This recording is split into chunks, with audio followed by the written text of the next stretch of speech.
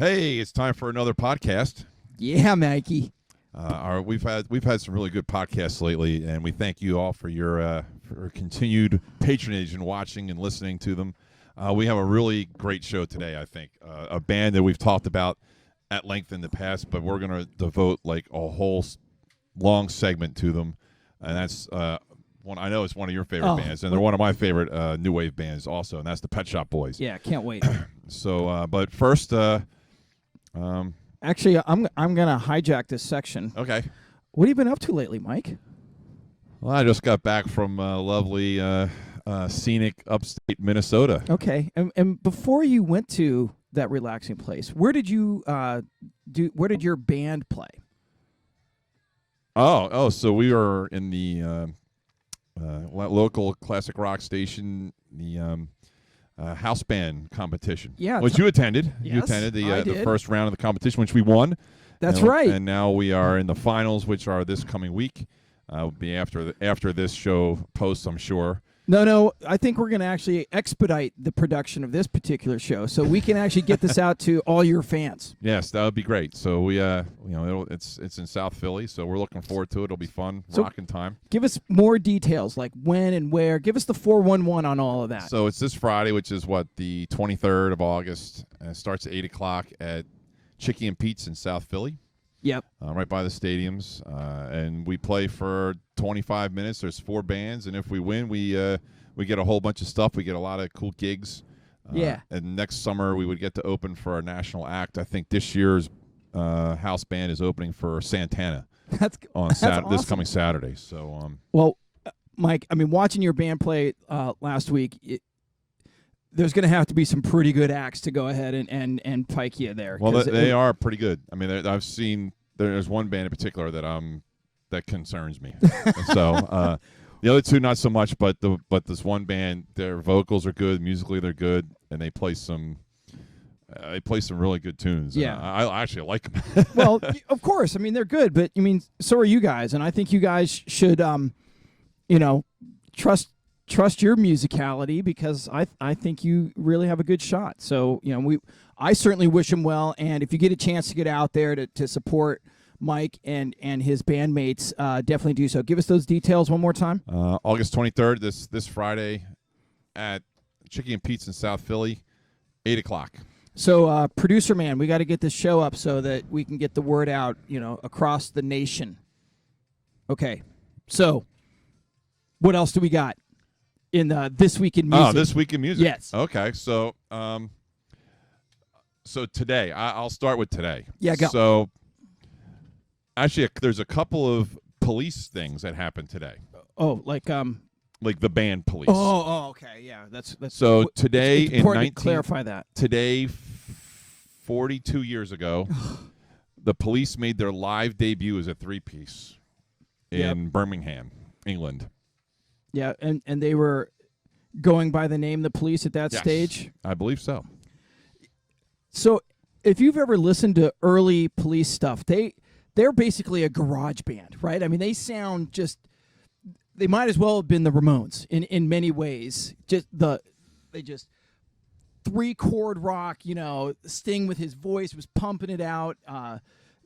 Stuart Copeland on the drums was just bashing away like it was his job. It was very raw, and so to see where they started and where they ended up in, with Zenyatta Madonna and what was the one that came after that, with the really funky not Ghost in the Machine, but it was the I'm not too familiar with Police albums. Yeah, look, it was except for Synchronicity, of course. Well, Synchronicity certainly was massive, but even before that, they were cutting edge. Oddly enough, 6 years to the date later, Mm-hmm. they played Shea Stadium with Joan Jett and REM, which was REM's biggest show to date. That would have been a huge, that would have been a cool show to be at. I'm not a New York person, but if I had a chance to be at Shea, that would have been cool. Yep. So, you got anything? No, but I got some really good birthdays in the month of August. Okay, so I got some more other stuff, but go ahead. Well, then you go. Keep going. Okay, so today in 1984, George Michael charts #1 in the UK with his first single, which was As a solo artist. as a solo artist. Wake Me Up Before You Go Go. No, that was Wham. Oh, okay.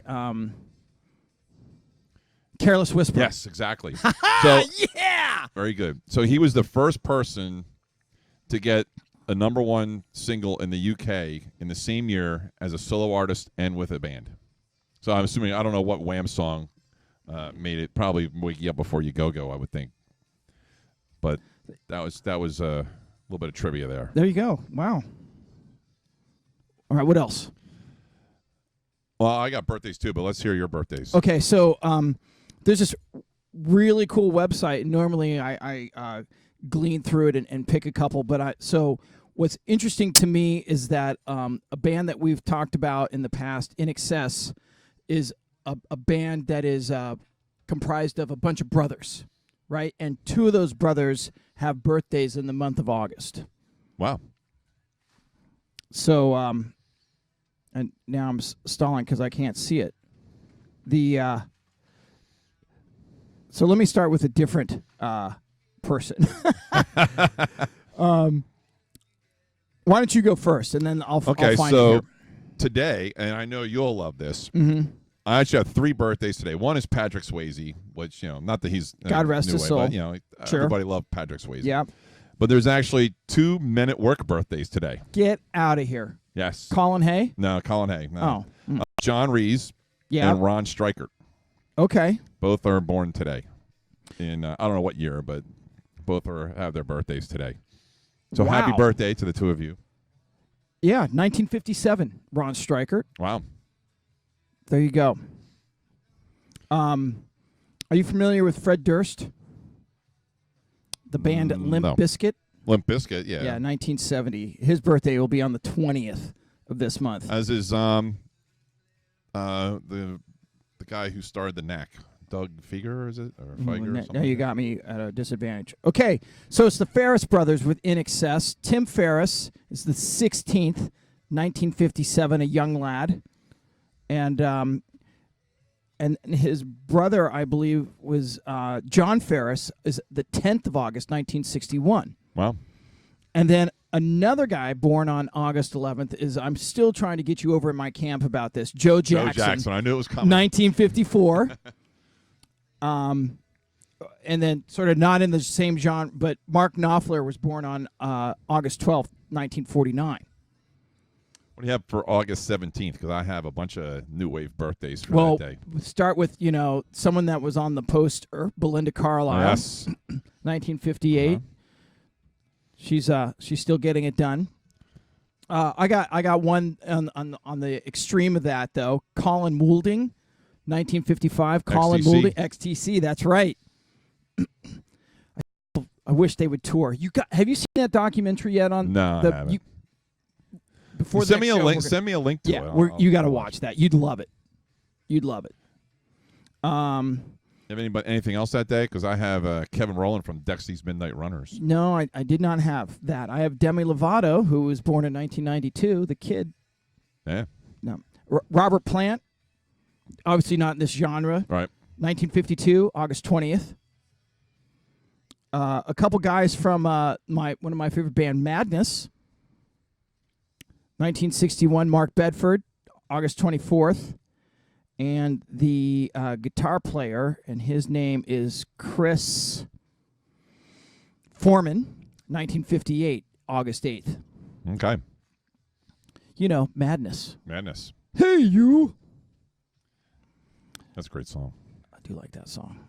And then getting toward the end of the month, one of my favorite bands of all time, Squeeze, Glenn Tilbrook, 1957, August 31st. Do you remember Are you that? going to be gone for when they're in Asbury Park? I know you're going on vacation. I don't remember when the concert is, but they might be Giants. I can't remember when that is. I At the I Stone think I Pony. am because I didn't watch that date as much as I should have. All right, I got one more for you. Gina Schock, also with the Go-Go's. Ah, yes. 1957. She's August 31st as well. What year? 1957. Wow. She's a kid. What else? That's all I got. Let's see. Well, I got 1949, August 25th.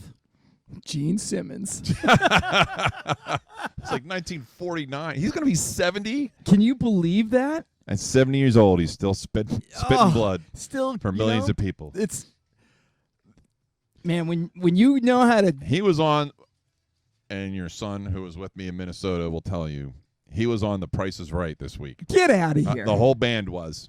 They were were they in or out showcase. of makeup? In makeup, with the platform shoes and everything, and they Oh were. my God. It was a whole Kiss showcase for The Price is Right. It was all Really? like guitar, Oh, signed guitars. that's great. And I don't remember what else. There was a car involved, I think. Is it Drew? What's his name? Who hosts the Price? Carey, yeah. Drew Carey. I mean, he had to have something to say about that. I'm sure, yeah. Oh God, that would have been wonderful. All right, well that's enough of this. Let's take a break and then we'll come with obviously beer of the week. Yep. Take care. We'll be back. So before we get into the next segment, I think we're going to do commentary on the battle. on the battle that our producers with his bluey dude. He lost. He lost. He lost to the fire. He was the ice guy. Yeah, he was the ice guy. Sub-Zero, he was. Too bad for producer man. Yes, producer Panda, whatever he is. Panda Head. Mike, it's time. Beer of the week time. Beer of the week. Yes, beer of the week. What are we going with? We are going with Lancaster Brewing Milk Stout, which, in my opinion, is their best beer. It's one of their. It's not a seasonal, I believe. I think it's always on tap at their year-round. locations. They have a brewery in Lancaster, obviously. I always go to the one in Harrisburg because I seem to end Because it's up close there. by to Mount Laurel. Yes, it's like 2 hours. But I Wow, seem to. I That's teach a commitment. Yeah, it's a commitment. So there's a lot of good breweries in Harrisburg. Lancaster is one of the better ones. Okay. There. So that's it's not too far from Hershey, so Trogs is out there. But I mean, you can't beat the convenience of where all the hotels are to where Lancaster Brewing is. So it kind of Very makes well sense. then. I always end my nights in Harrisburg at Oh, Lancaster my. Brewing. So. And they have really good food there too. So those are in there. Before we get too deep into this particular milk stout, what the hell is a milk stout? Do you know? So I had to do a little bit of research on. Okay, well, let's hear it. And as you know, they put lots of things in stout, right? So there's oatmeal and coffee, but historically they would actually add milk to these stouts to give them, way back when the guys were making this in the UK and Britain, but they would actually add milk to give it more of a fortified, meal replacement shake, if you will. Yeah. Okay. And then the Fun Police sort of outlawed that to a certain degree, and the milk stouts almost went extinct. But they started putting lactic acid in the wort, so that and the yeast wouldn't be able to activate that sugar, so it'd still give it that frothy creaminess. So it is, in fact, with that particular sugar added, they can call it a milk stout. Ah, okay. How do you like them apples? I like it. That's So good. I'm used to having these on night. Oh, so in comparison to, say, a stout like Guinness, which is a dry stout, so they're not adding Right. any sort of that sort of additional. I mean, my friends in Dublin would cringe if they thought that we were comparing a milk stout to a dry stout. Oh, I'm sure.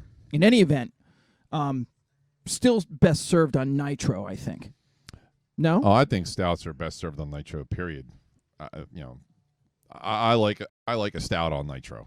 I really do. I mean, it's to me, it's I don't know why, but to me, it just makes it taste that much better. Yeah, that's right. So it obviously has all those characteristics of a stout. It's malty. Yep. It has that there are hints of chocolate without it being overly sweet. There's no doubt that this is a stout that's, I would put up there with the left hand milk stout as well. Oh yeah, that's really good too. But yeah, they've obviously figured out that this is one of the beers they want to do extraordinarily well, And they do. Yeah, it's award winning. I really enjoy beer. It's refreshing. I mean, It's a stout. I mean, you know what you're getting on a stout. You're not. It's not a summertime quench your thirst after you've been outside mowing the lawn type of beer. You know what I really want is a stout. Yeah, this is a beer you drink, after dinner and or before dinner when you're inside and winter, certainly winter time. I love porters and stouts in the fall and the winter, but I love this beer. And, when you're watching your Cincinnati Bengals take the field valiantly against their foes. Yes, I definitely need more than a few of these if I'm going to watch that. Because it's normally not good. So yeah, Lancaster Brewing Company, Milk Stout, obviously very well regarded from the two of us. Right. So what else do you want to say about beer reviews? Oh, so if you have a beer that you'd like us to review, send it to us or give us an idea of what you want us to review, and we'd be happy to drink it on the podcast and tell you all about it. Lancaster Milk Stout, well regarded. Well regarded. So we'll be back with a deep dive into PSB. That's right. We'll be right back. The Pet Shop Boys. Pet Shop Boys. Yeah, we've been waiting for a long time to do this one. I know this is what I really like the Pet Shop Boys, but you are over the top with the Pet Shop Boys. I'm not over the top, but I really recognize them to be as influential, not just because of where they were in 1981 when they started. They just released another album a couple years ago. They just released a 4-song EP like a couple of months ago. So they are not just remarkable for the 80s, but they, in my estimation, maybe not theirs, but I mean they're still relevant, and they have a fan base. And my kids like the Pet Shop Boys, and that's saying something when you can have multi-generational fans that are just, wow, that song West End Girls is just as good as the stuff that they're releasing today, and their Christmas album, and the stuff they do on stage, and their theatrical performances. It's so the stuff they do on stage is actually kind of interesting because they really don't do a whole lot on stage, but the stuff that goes on around them on stage is really incredible. Yes. Okay. You are right. They are. I mean, Chris Tennant kind of does some stuff. I mean, he does, but I mean, Neil Tennant, not Chris Tennant. Neil Tennant. I'm sorry. But the overall experience of not just seeing them perform their music, but the films that are going on behind, and the spectacle of the Pet Shop Boys, and how they segue from song to song. I mean, it's not like, okay, we're gonna play the song and stop and then talk for 5 minutes and then play another song. It just keeps they just keep going. They just keep going. It's brilliant. Which is, I think that's mostly Chris Lowe's doing with all the sequencing and stuff that he accomplishes. But you still have to do it, and it still has to work, right? Yeah. You see some of these shows that are spectacles,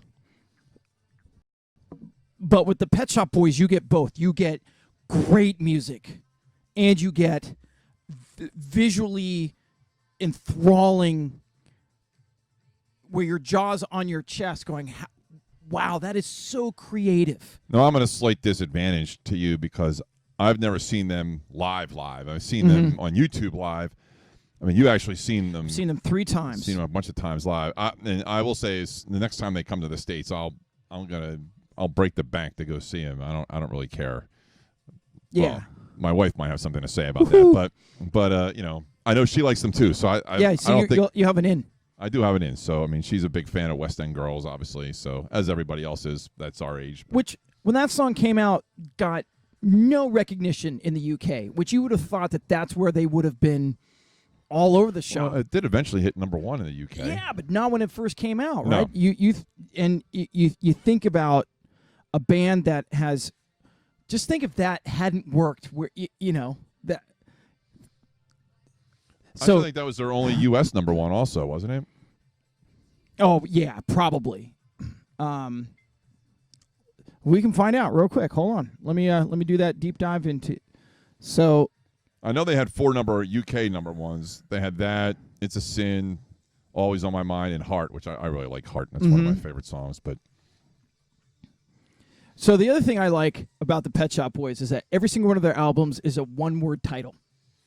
yeah, it's very simple. I love it. And they're all sort of suggestive to a certain degree, I would say. I'd say they're not all one-word titles. All right, which one isn't? Well, they have like three albums named Disco, which are like remix albums, and it's like Disco and then Disco 2 and then Disco 3. Correct me if I'm wrong, but I think that is the case. Now, So- they're not new material albums, though. Right. So I think we discount those as... Okay. So, Please, 86. Actually, 87. Introspective, 88. Behavior, 90. Very, 93. Bilingual, 96. Nightlife, 99. Release, 2002. Fundamental, 2006. Yes, 9. Elysium, 2012. Electric, 13. And Super, 2016. Those are the full-length studio albums. And then the extended plays and the... EPs yeah. and things like that. So just... When you look at the width and breadth of their career relative to those, let's just talk about those albums. They didn't reinvent the wheel one time. No, they didn't. No, So- they have a successful formula, and they go with it, and they just stay with it, which is great. I mean, and why? If it's not broke, don't fix it. So many bands like, okay, well, and I love Joe Jackson, but one of his famous lines at his concert is, hey, there's going to be two parts to the show. The first side of my album and the second side of my new album. And if you don't like it, you can get boop. And that, and he has a point of view. I'm not, he doesn't do that anymore, but at that particular time in his career, he was like, you know what, if you don't like the new stuff I'm doing, you can get the hell out. And if you listen to a Pet Shop album from, say, 2000 or 19, take the first one, 1987, and then you listen to something in the mid 2000s, it's still great. And it's, the technology's changed, and they've probably gotten a little better with that, but it's the same kind of music. I just, my Deserted Island stuff this time is all Pet Shop Boys Sure, stuff. same. And I think 2 of the 3 of the songs are out of what we would call our 80s new wave genre. I mean, it's they're both more recent. Yeah. 2 of them, at least. But if you didn't know and you listen to a song from their early albums and something from the more recent ones, you might detect some more, sophisticated drum loops or whatever, but his voice is comforting. Absolutely. It's very their music is very relaxing. Oh, I love it. And even the dance stuff is great because they just are clicking on all cylinders, in my estimation. And they've done a lot of different things too. I mean, they've worked. Oh, the collaborative stuff that they've done is equally as impressive, in my estimation. Right. So some of the spin-off bands like Electronic, their work with Dusty Springfield. Yeah. Well, I'm going to hold off on Dusty until later. Ooh, okay. But they've produced a lot of top acts too. I mean, they've producing for Liza Minnelli, Tina Turner, Bernard Sumner from New Order. Madonna. Madonna, that's true. Kylie Minogue, they did a lot with Kylie Minogue. Mm-hmm. They did the Crying Game soundtrack. That's right. Which I didn't know. That was something that when I was doing my pre-show prep, that I looked that up, and I was like, wow, I did not know that. Now, everyone knows that Boy George sang the Crying Game song, but they did all the production work for that.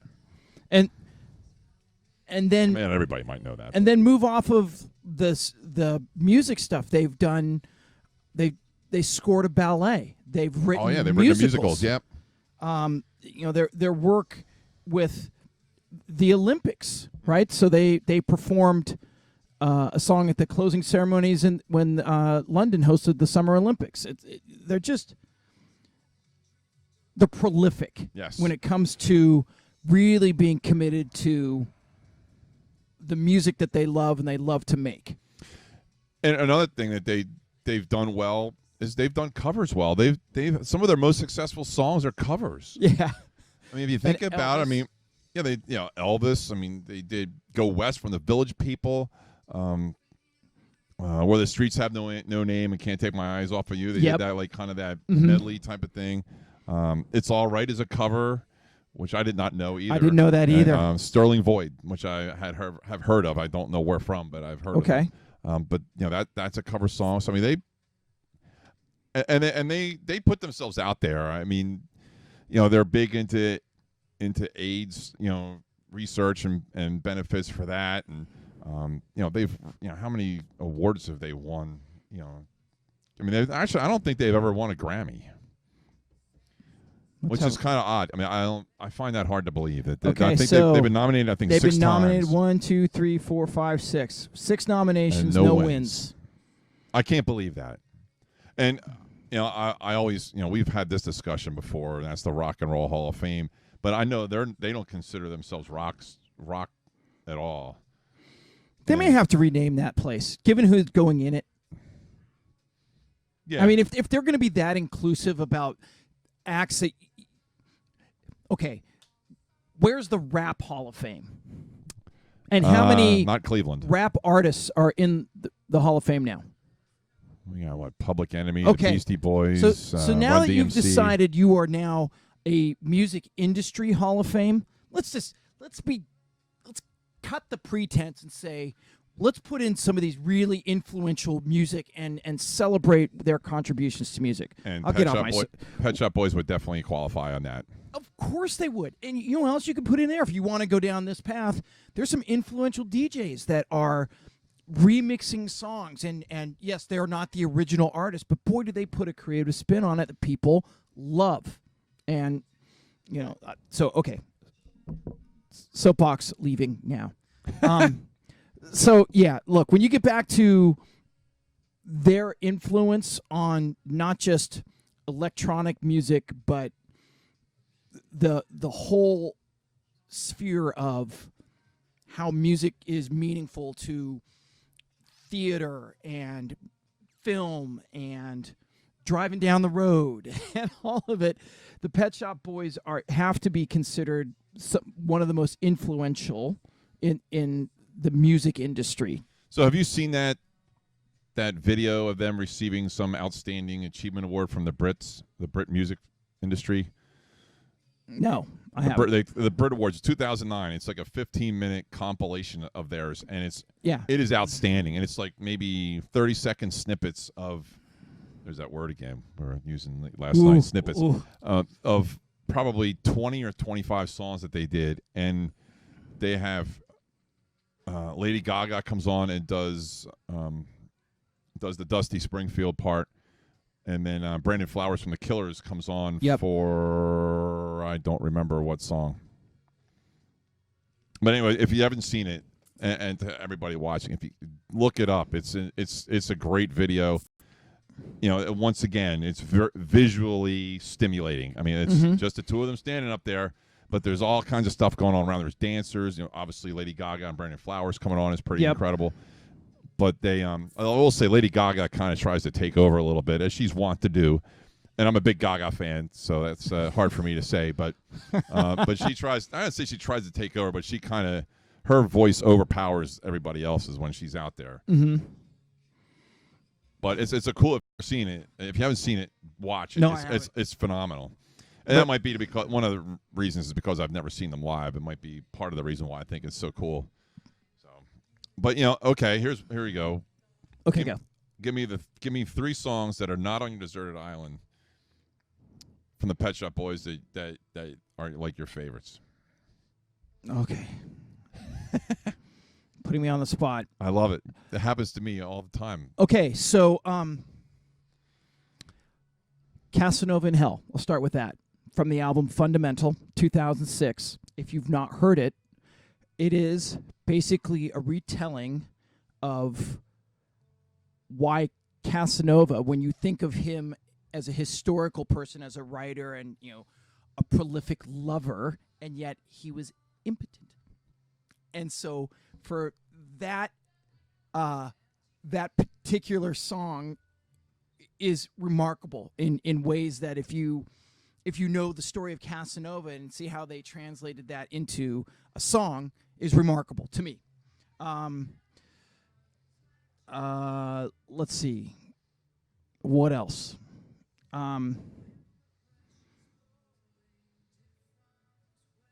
So another song that is meaningful to me is Indefinite Leave to Remain, also on that album, Fundamental, because it really speaks to their ability to create theatrical emotions from, how the song belongs in a musical, just the way it's written, the crescendo, how it comes, it's not on the on your beaten path of Pet Shop Boys songs, I would suppose. Yeah, definitely right? not. So you're giving me that, what are you talking about, look. But yeah, that's definitely another song that is remarkable to me. And then, since you're really putting me on the spot, You can stick with 2. I don't care. let's see. I think you also have to look at the New York City Boy, if you've ever heard that song. Yes, I have. That's a great song. Yeah. So again, a great song, like because when I heard that song, I was single. You're getting ready to go out with your buddies and hang out, and it just it's just puts you in just the best mood to because you never know what the night's gonna hold. Yeah. So yeah, New York City Boy is another great song. How about you? Okay, I wasn't expecting that, but no, I was. Yeah. I have to go with "Love Comes Quickly" as one. Yes. That's one of my. It might be my favorite Pet Shop Boys song. I did not put it on my Deserted Island though, but it's just so mellow and it's just, I don't know. It speaks to me for whatever reason. So I think you have these dance favorites that are wonderful, and then you have these slower, more, not to use the word, introspective, contemplative sort of songs, and everything in between. That's what makes them so great. So I got that. "Can You Forgive Her" is another one that I really like. Yep. I really like the music, how they did the music on that song. I'm the pretense, obviously, you're forgiving somebody and all that stuff, but the music is, like, to me, just really hits hard. It's like to me, it's like one of the more hard hitting Pet Shop Boys songs. Yeah. And I that's one of my favorites too. And the other thing about the Pet Shop Boys is most of the songs they write are gender neutral, right? So Right. depending on what your flavor is, or what it can be so much more meaningful that if you can hear a song and it's meaningful to you and your significant other, whatever that looks like. So I've always really respected them for that.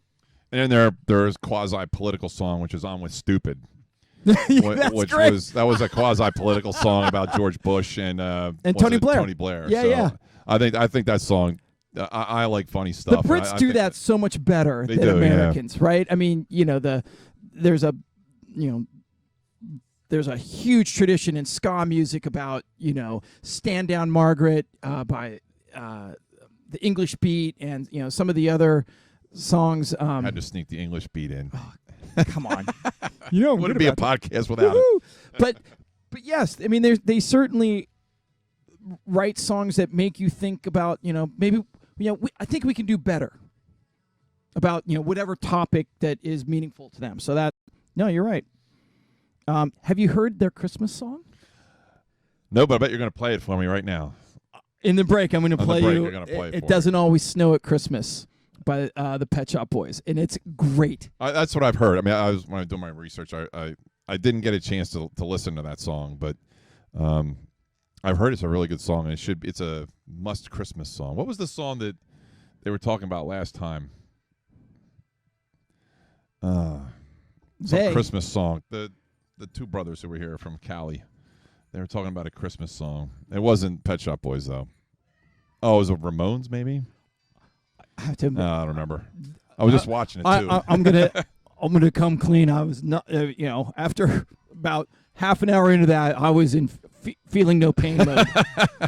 So yeah. So it doesn't always snow at Christmas. If you haven't heard that by the Pet Shop Boys, you gotta listen. It's just, again, not reinventing the wheel. You know, the strings Is and this the it? yeah, We're this listening is to it. a choir Yeah. kind of thing going on Yeah. in the background. Yeah. Mhm. And then, because I gotta keep going, they also do a cover of "My Girl" by Madness Ah, okay. on that EP. So if you're familiar with that particular song, "My Girl's Mad at Me," it's kind of funny. So yeah, so there you go. What else you want to say about Pet Shop Boys? That's about all I got for now. I mean, I'm sure we can revisit them, and we're going to talk about them some more in the next segment. Yeah, because Our Desert Island will all be Pet Shop Boys songs. yeah, So so you're gonna get 6 of the best Pet Shop Boys, in our humble opinion. yes.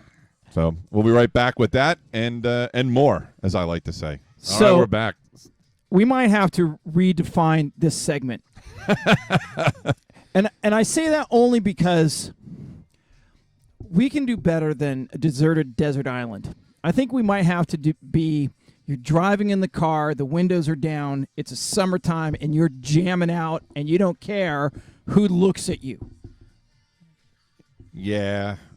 Or we can go back to the island. It's all good. Wait, we can call it the deserted island driving disc. You can have a car on the island. Yeah, well, you could. Dune buggy. A dune buggy. Oh, that'd be cool. Yeah. Have you ever been in a dune buggy? Yeah, I think I have actually. I've never done. I've And seen them. My neighbor used to fix them up and drive around like the schlepp car. There was Remember that? Remember the cartoon with the dune buggy? Yeah. I couldn't tell you any. I mean, like who the characters were or I don't anything. remember I just remember. But I remember it was like this beat up car, and all of a sudden it turned into like this sparkly thing. Yeah. Okay. So, with that in mind, So I guess we're gonna. I guess since my song's playing, I guess I'll start. yeah. So my first Pet Shop Boys song is from 2009. Did You See Me Coming? This was from the Yes album, another one-word One title. word out. That's One-word the deal. title. And I love this song. It's like so. To me, this is just I can't help but smile when I listen to this song and like tap my toes. And this was a #1 on the Dance Club US Dance Song chart. I think Yep. I think it charted in the UK too, like number 20 or something like that. Not in just in general.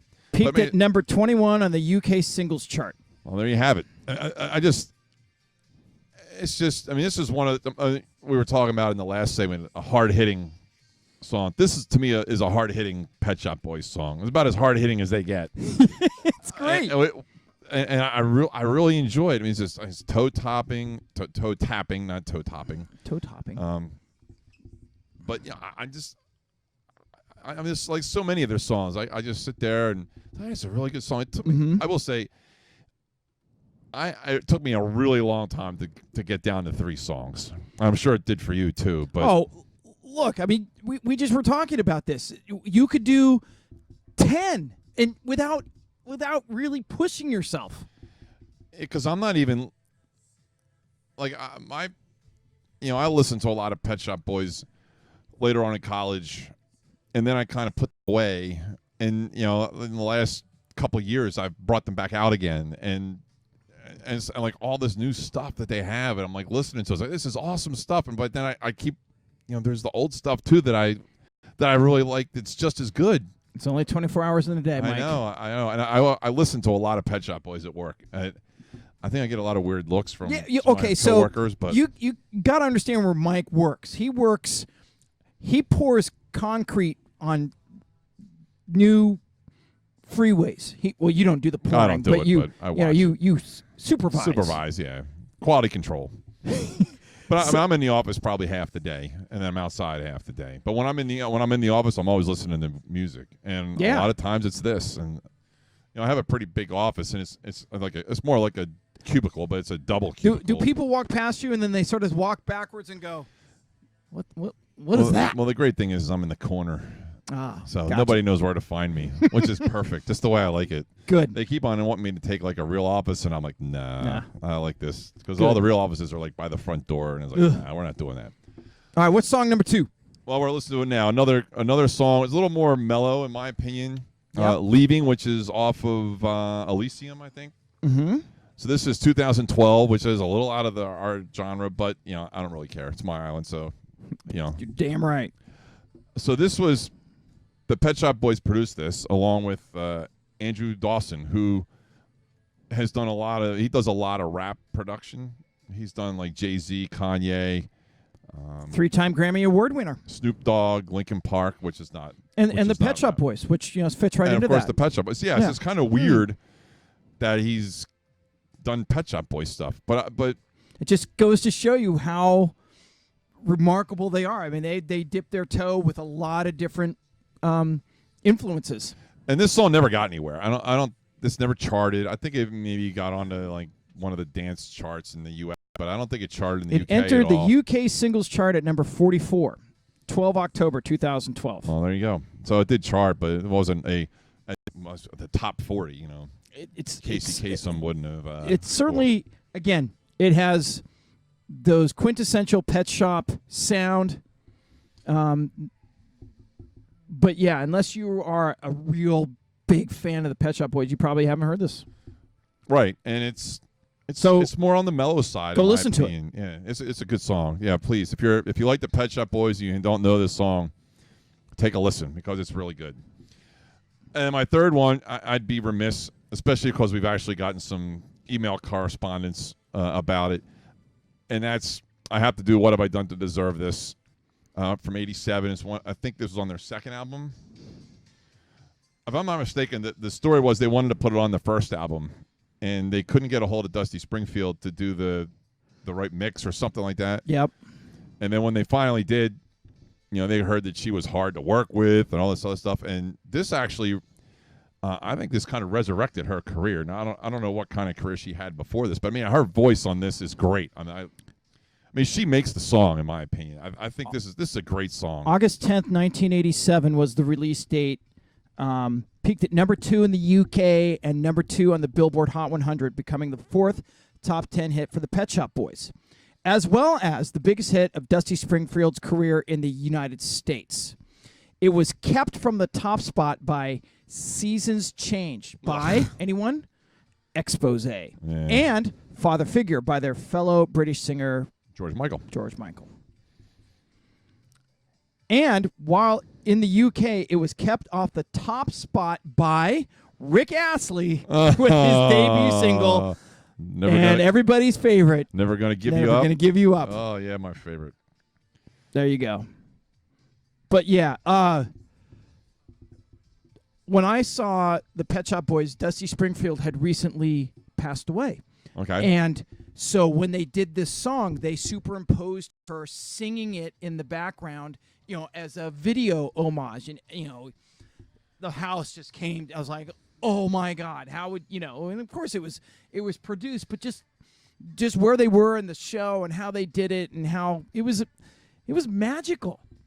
Just incredible how they, in black and white and sort of, with the grainy sort of, right. Superimposed her singing it behind them as they performed the song. I saw a video of remarkable. them doing this song on some show. I don't know what show it was on, but with her, and she was doing it with them. And I can't remember what show it was on, but it was. But I remember seeing the video, and it was pretty cool. She looked a lot different than she does on the picture that you have up on the which is the single album cover, which I'm sure Angie will put up above, in between us, right here. Ooh, careful, Grey Goose. Oh, yeah, we don't want to You drop mean that. as opposed to the Cincinnati Bengals welcome Mike Opp? Yes, as opposed to that. Okay. So those are my songs. I mean, I this is a great song. This might be, outside of West End Girls, it might be the, that I guess always on my mind are the 3 songs that everybody associates with the Pet Shop Boys. I think. Yeah, that's probably right. And much, and most of it because of Dusty Springfield. I think the song it's good without her. But I think with her, it makes it's incredible because I mean the harmonies and the what have I, that he does in the background, I think is pretty cool. So those are my 3 for this week. What do you guys? I know I like some of these songs too. So we actually played these for each other before we got to the segment. My first one is Left to My Own Devices, which appears on sort of 2 albums. Introspective as an 8-minute, 17-second Oh, geez, song, really? and I then don't think I've ever heard that. cut down to 4 minutes and 48 on Pop Art, and 4 minute 46. So I guess that's 3 on Essential. Pop Art being a 2-word album, but it's a it's a compilation. Help me out with that word. Compilation. So yeah, Left to My Own Devices, which is in the same vein as West End Girls, because there's that sort of that speaking part to it where they're which I always like the Party Animal references. yeah there's just he calls up his friend who is a party animal, and then he sits down and has tea. Yeah, it's there's an element of quirkiness to this song that is reminiscent of the who did we go see it on New Year's Eve? They Might Be Giants. They Might Be Giants. It has a little bit of that in there. Just you could see They Might Be Giants having fun with this. Right. And so yeah, Left to My Own Devices was the second single from Introspective, and it was their 9th best-selling hit, apparently. Their 9th. 9th, yeah. Okay. In the UK singles chart, number 4, and became the first track the Pet Shop Boys recorded with an orchestra arranged by Richard Niles. It's been a staple of Pet Shop Boys live performances, which it's just great. So, and the other thing that I always, because it's so long, right? I mean, you don't really think about it, but the introduction is protracted, I guess is the best way to say that. So, but and then the other thing that I thought was interesting about this was the video was never shown on MTV because they felt it was not lit well enough, which I never thought that MTV had any standards. But no, they said it because it wasn't lit. Like MTV the lighting? declined to show the video due to its dimly lit nature. What? Yeah. Okay. So there you go. Left to My Own Devices. The next song for me is Liberation, which is off the Very album, which, if you remember that one, when you actually got this CD, because back then you bought CDs, it came in a plastic case that had looked like a Lego on top. Okay.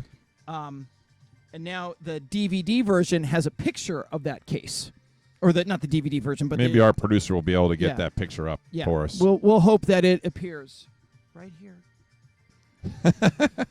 So, Liberation, which is a fascinating song. It's a song about, obviously it's been a great night at the club or wherever, and you're going home, and that person you want to be with has decided to rest their head on your shoulder. It's a fantastic I love song. the harmonies in this song. Yeah. It's one of. I think this might be the Pet Shop Boys' finest moment in that end, of incorporating harmonies into a song. I just, it's mesmerizing when I hear it. Mm-hmm. What could you play this? Is it an easy key to play, or where? Yeah, I could probably play it. Yeah, no. As we listen to it now, it's the chorus is perfect. It's a perfect song in my estimation. Just Right. how it all comes together. Did this chart at all anywhere? Liberation is the 4th single released by the UK electronic music group The Pet Shop Boys from their album Very. It peaked at number 14 on the so it UK did chart. singles chart, It didn't go in any dance charts or anything? I can't. making it the lowest charting single in the UK from Very. You know what other songs came off that album? I couldn't even begin to tell you. All right, well, let's see. I wouldn't normally do this kind of thing. Yesterday When I Was Mad, That's a great song. Young Offender, Go West. Go West, yeah. Are the other, probably primary ones. So when was this released then? This would have had to been the 90s then. Oh, geez. Now you got me at a disadvantage. Very. Was released in 1993. September 27th, 1993. Because I know that they did Go West at some AIDS benefit in Mm-hmm. the UK in '92, and that's when they decided to put it on. They re-recorded it and put it on an album.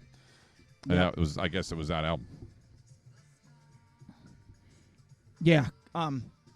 It just, you could listen to the song on your deserted desert island over and I over and could. over again. Great stuff.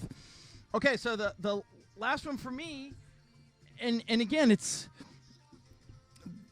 you could easily erase these three and pick and drop three other ones in, is Home and Dry. And Home and Dry is a, now, I like the ambient mix of this because it just seems to be bit better produced, but the original version is equally as good. You know, a song about traveling on an airplane and coming home to your SO and having it be just the best thing ever. Peaking at number 14 on the UK singles chart and reached number 44 on the Hot Dance Club play. Obviously not the ambient mix. When was that? That was in 2002. So again, it's My Island. Exactly. So the interesting thing that I found out about this song is that the video was directed by, wait for it, Wolfgang Tillmans. Ah, there you go. Yeah, showing mice running across tracks and eating discarded food at Tottenham Court Road Underground Station. Wolfgang Tillmans is a Relative of yours? nah, not so much. Is a German photographer. Oh, so potentially. You're not German? Well, not from that side, I don't think. His diverse body of work is distinguished by observations of his surroundings and ongoing investigation of the photographic medium's foundations. And that's from Wikipedia, so it must be true. It must be. Because Wikipedia He is never lies. award winning. But yeah, Wolfgang Tillmans. How about that? So, you just never know what you're going to find out when you're looking at, these songs. So yeah, recorded 2002 and released in March of 2002. Just again, you almost have to break it up. Okay, slower songs and dance songs, or whatever in the middle. They just hit it out of the park every time. They do. And they don't reinvent the wheel, which says something, because they keep on churning out song after song that hit some sort of chart somewhere, and the music is just phenomenal. So there you go, the Pet Shop Boys on 6 songs on the Deserted Desert Island. We'll update those playlists so that you can, if you're interested, you can go on to Apple Music and find those. We'll get that information. The producer will have that for us. Panda. He's not paying attention. Nothing new. No. God bless him. So if you want to contact us, there's our email. Contact us on Facebook. Subscribe to our YouTube channel. We try to get videos out, maybe once or twice a month at this point. We're all, we're at the slave of our producer and our who's not and in our, school at the moment. and our crazy schedules. So that's right. and we'll see you next time. Any passing words, Mark? No, keep listening to music. It definitely makes the day go better. Absolutely. So we'll see you next time. Take care, everybody.